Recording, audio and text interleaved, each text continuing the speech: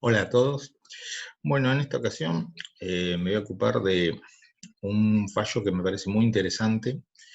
Es de la Cámara Segunda en lo Civil y Comercial de La Plata, Sala Segunda, de fecha 3 de marzo.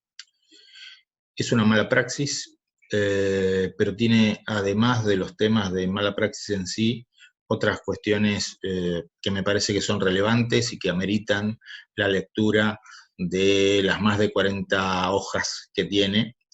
Eh, el fallo lo van a encontrar debajo de este video.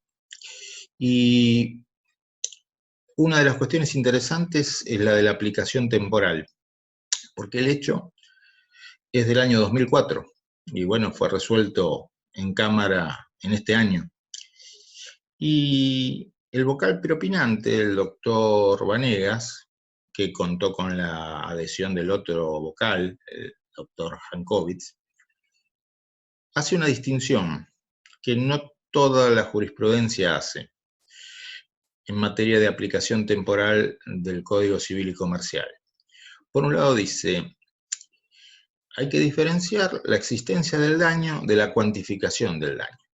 Respecto de la determinación del daño, se va a aplicar la ley vigente en la época en que se produjo el daño, es decir, el Código Civil actualmente derogado. Porque el hecho dañoso fue en el año 2004, acá se estaba analizando la aplicación de una anestesia peridural que trajo consecuencias en la parte actora. Eso en cuanto a la determinación del daño, pero la cuantificación de los montos, en la cuantificación de los montos, se va a aplicar el Código Civil y Comercial, porque los jueces entendieron que se trata de consecuencias no consumadas en este último caso. Entonces, esta distinción, una ley para la determinación del daño, es decir, para analizar si se han cumplido los requisitos de la responsabilidad civil, y otra ley para la cuantificación de los montos, por entender que eso sí no es una consecuencia consumada o consumida, como dicen algunos, es una distinción que no toda la jurisprudencia hace. En algunos casos se aplica la ley del momento del hecho para todo, absolutamente para todo, incluido las pautas de cuantificación. Así que este es un tema interesante a tener en cuenta. Otro tema interesante, me parece, es el análisis que se hace de la pericial. En las mala praxis, la pericial es la prueba fundamental, vital, determinante, y cuando ustedes vean este fallo van a encontrar que las pericias son, por lo menos por lo que surge de la transcripción parcial que se hace en la sentencia, bastante complejas de interpretar. Bastante compleja de interpretar, y lo que hace el preopinante es una interpretación en conjunto, o sea, no toma una pericia separada, sino que analiza todas las pericias para ver qué puntos en común tienen, y de todo eso extrae que existieron en el caso una serie de contraindicaciones para llevar a cabo la práctica de anestesia peridural.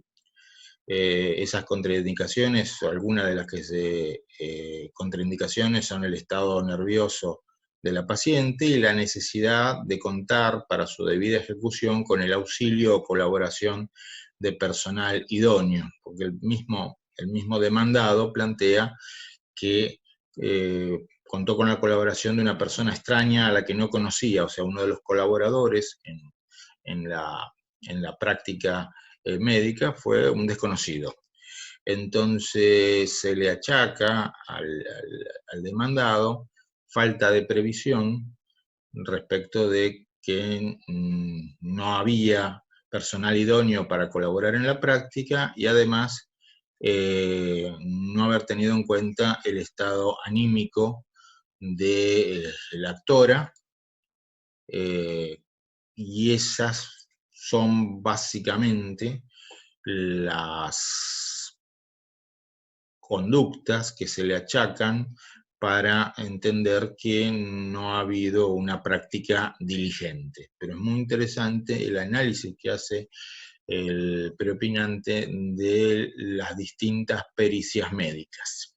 También tenemos una aplicación de cargas probatorias dinámicas y, por último, otro tema a tener en cuenta y que cada vez está cobrando mayor relevancia es el tema de los intereses moratorios.